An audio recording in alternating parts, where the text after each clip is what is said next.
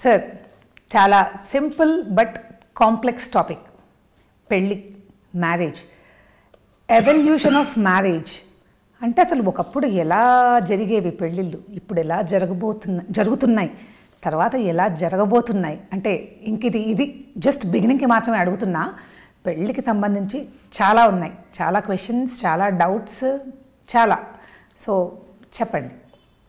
బేసికల్గా మన మొత్తం హ్యూమన్ ఎవల్యూషన్లో మ్యారేజ్ అనేది చాలా కీలకమైన ఇన్నోవేషన్ ఆర్ ఇన్వెన్షన్.